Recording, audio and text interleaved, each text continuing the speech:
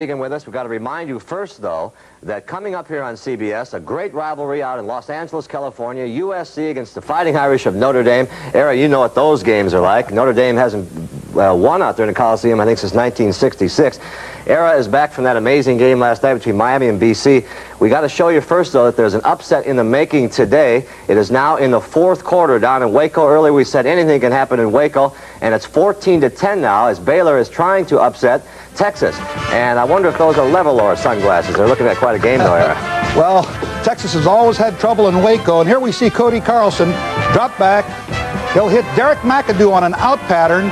He puts on a running surge right here, avoids a tackler, goes for the end zone, and they go ahead of Texas 7-3, and you see a distraught Freddie Akers, their football coach. Here again, you see Ralph Stockmar go in for a touchdown, and Texas comes right back, dives into the end zone. Baylor doesn't think he's got it, but the officials rule he does have a touchdown. That was Kevin Nelson. You made the reference to it. Baylor has beaten Texas 4 of the last 6 times down there in Waco, so we'll keep you up to date on that game. Coming up, though, Ara was at the game last night, the amazing game between BC and Miami. We're going to pick it apart a little bit and look at some of those great highlights after a word from your local station. Stay with us. This is CBS. Pat O'Brien along with Ara Parseghian. When we woke up this morning, the headline in the New York paper said the following: Hail Flutie. And I can imagine what the papers in Boston are saying. You've had some time to catch your breath on this, what we're calling an amazing football game. What is now, after thinking about it, your impression of the game, your overall impression? Well, in retrospect, I guess, looking back at it, the amazing execution of both quarterbacks and all the receivers. You know, I'll tell you how smart I was. People don't realize the weather conditions. I was there, and sometimes you can't quite tell through television, those that watched on television. But in any event, the wind was blowing at about 30 miles an hour or more. It was raining periodically during the course of the afternoon, and sometimes rather hard. And I said before the ball game to Pat Hayden, and of course Brent Musburger, I said, you know, I said, it's a shame that these two quarterbacks and these two teams are not going to be able to display their great skills. That's how smart I am. I mean, but it was an amazing performance and a tremendous college football game. You know, the field held up. Let's pull up now and go to the last drive-by in Miami here. This was a key play by Kosar. It was 3rd down and 20 yards to go after 2 penalties.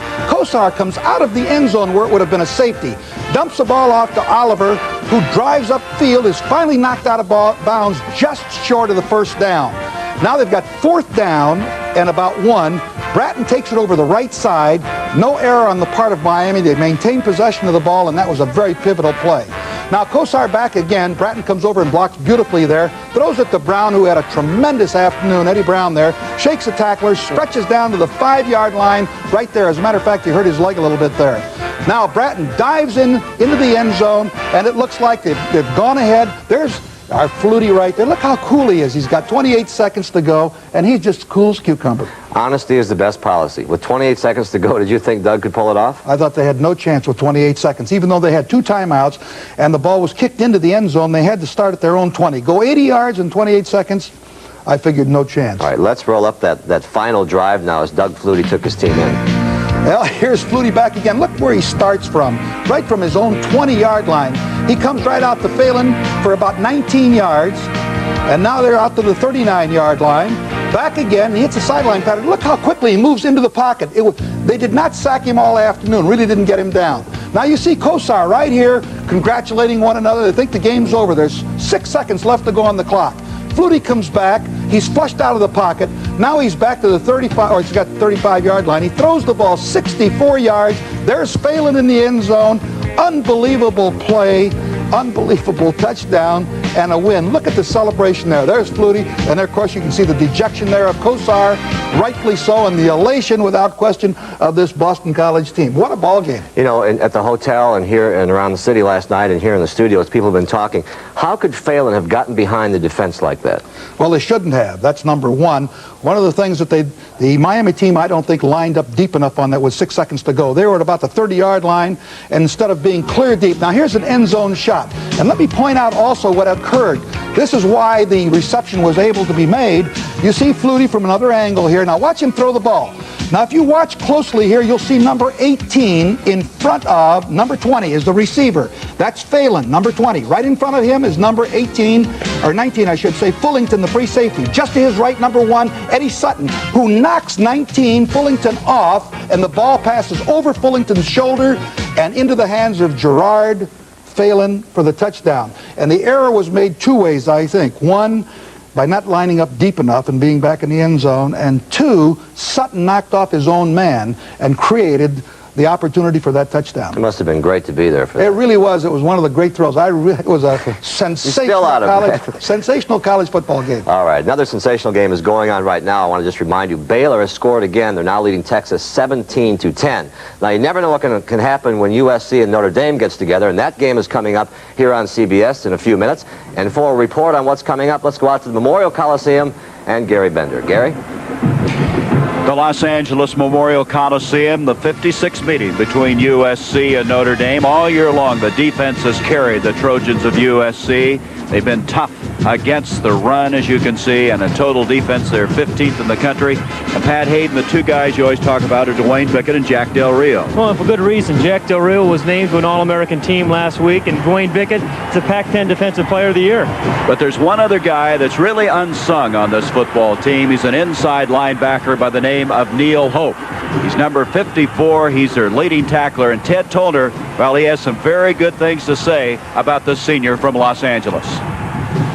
Neil is a very key man on our football team. He plays hard every week. He plays with great enthusiasm. He plays hurt. He plays tough. But he happens to be one of the linebackers on our team, and the other two get all the attention, and rightly so, too. I mean, Dwayne Bickett and Jack Del Rio are tremendous players, and so is Neil Hope, but it's one of those things where we are fortunate to have three tremendous backers, and Neil has been somewhat overshadowed by the external people, but not by his football team and by his coaches. He's a tremendous player. They're going to be tested today because Alan Pinkett, excellent running back, and they're going to make some changes defensively, and we will address that issue when we begin our broadcast from the Memorial Coliseum. Earlier today it was raining, but it's stopped now, and the field looks to be in fine playing order. And we'll be back later today. Notre Dame against USC. Now let's go back to Pat and Ara. All right, Gary, thank you. We'll be anxious. I know Ara's going to be anxious to see that game. That's coming up later on CBS. We're going to come back here on the College Football Report with more scores and highlights, and we're going to check in out at Bloomington after these words. Stay with us.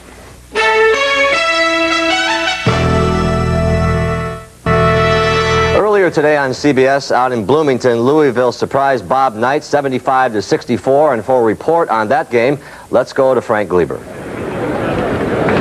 We're back in Bloomington with a happy bunch of Louisville Cardinals. Denny Crum, the head coach of the Cardinals. You guys really came on strong. Looked like late in the first half. Well, we changed our press a little bit and put a little more pressure on them, and I think that helped us get us running. They made a few turnovers. I'd have been pleased with our team even if we had lost, because we played hard, and we got a lot of question marks in terms of substitute. In the first half, they went in the game very jittery, and then they loosened up a little in the second half and played better. But it was a typical early season game. Both teams made a lot of mistakes, and we got a lot of improvement to go and things to do, but I was pleased. Billy? Well, Frank, the Camden connection, at least two-thirds of it. Kevin didn't get a chance to play because of that leg, but you guys did a great job. Billy, is super seeing you healthy. MVP of today's game. Thank you. It's good to be healthy. As you saw, I played a lot better than I did all last year, and I hope I can keep it up. Milt, a great job on your part. They needed your leadership in the beginning of that first half, and you settled them down well, shot well, and the second half led the club. Yeah, we started off kind of slow in the first half, but once we got the momentum going our way, it was all downhill for us in the second half. Both of you guys better be looking on playing an awful lot of minutes. It's not the deepest Louisville team, although you got good bench support today. You think you can handle going 40 minutes apiece? Well, I think so. I think our guys work hard in practice each and every day. We'll be ready for the 40 minutes each and every game. You better be ready for the Metro. Tough league this year. Frank, take it away. Final score once again, 75-64. Louisville over Indiana. Next week, Oklahoma and Illinois. Yeah, because his knee, they got to take care of it hospital. One leg shorter than the other one. All right, gentlemen, thank you. The long road to Lexington begins here on CBS. Let's go to the football scoreboard now, because BYU and Utah State are now in the second quarter. It is 17-7. Robbie Bosco is having another big day out there in Provo. Well, in this particular case, they run the ball in. with a little draw play to Locke Hamley. And there he is. He stretches across into the end zone and gets the touchdown. BYU, the #1 team in the country. Of course, Utah State does come back on a rollout pass to Duckworth, and Tracy Duckworth catches it, and it's 17-7 in the second period, as you pointed out. I'm so used to going right to Robbie Bosco. Let me give you the stats. 17-26, 225 yards out there in Provo. Texas and Baylor, we told you about that score. It is now 17-10 in the fourth quarter. Texas has got to keep winning if they want to play in the Cotton Bowl. There's 7 minutes left in that contest. South Carolina and Clemson. South Carolina was routed last week. It's 21-12 now in the fourth quarter, and the Gamecock just can't seem to get them going. Well, they've had a sensational year, but here's Clemson coming out with a little pitch out to Terrence Flagler for a 9-yard run, and into the end zone he goes. This is a good football team, Clemson is, but I still think Joe Morrison has done a remarkable job. Okay, here comes Clemson again on another great run here by Steve Griffin into the end zone for another touchdown. It is 21-12 there now in the fourth quarter. Maryland and Virginia, the battle for the ACC championship. It is now 45-34, a shootout out here, but on the ground, Banajak's had a great day. He really has. He breaks loose for 65 yards. Just a little pitch sweep. He dives it out outside there. Number 40 turns it, gets a great block right there. Shakes a tackler right here. 65 yards. And last year, I recall, in the North Carolina game, he had a sensational year. Remember, he got all kinds of yardage. And here's another run by Tommy Neal. And he gets in right to the corner for a score. And Badanek is having a great day. 15 times he's rushed for 207 yards and 2 touchdowns. It is 45-34 now in the fourth quarter. North Carolina Duke, the big rivalry there. The score is 7-6. They're in the third quarter. Kentucky and Tennessee, 14-6 now in the third quarter.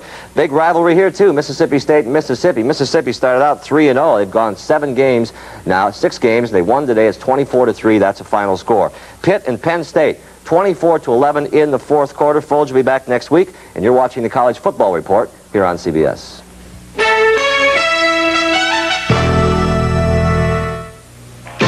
GC8, this is Army 212, 7 miles northwest, low fuel, heavy weather. Army 212, radar contact, turn right, heading 150. With a fog-bound helicopter hanging on your every word. It doesn't matter whether you're a man or a woman, only that you're good. Slowly. Roger. Over landing threshold. Be all that you can be. Thanks for your help. Roger. You can do it in the Army. It's a Radio Shack Merry Christmas.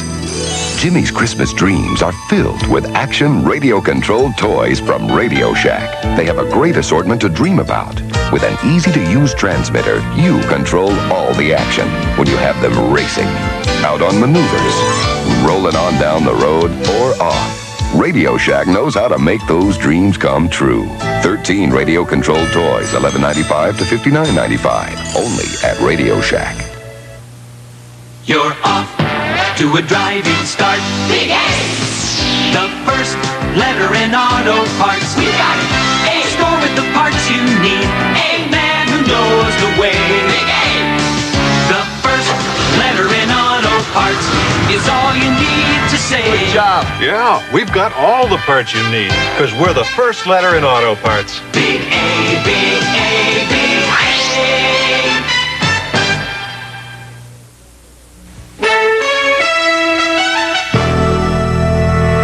All year long, we've kept you posted on the condition of Ed Reinhardt, the University of Colorado tight end who suffered a severe head injury and lapsed into a coma in a game against the University of Oregon on September the 15th.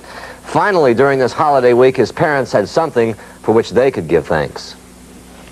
At this point, Ed is no longer in a coma from his head injury, and he's beginning to make a recovery from the head injury. He's awake and alert. He is aware of what's going on around him much of the time. He certainly responds to people that he knows and recognizes, and I think that implies a good prognosis for further recovery. It had been a long and emotionally trying ordeal for the family, dating back to that pass play when 6'5" tight end was tackled and then collapsed minutes later on the sideline. He was rushed into surgery and a blood clot was removed from his brain. And then the 8-week vigil began. Finally, with his father at his bedside, there were signs of hope. I experienced 3 smiles to what was said appropriately.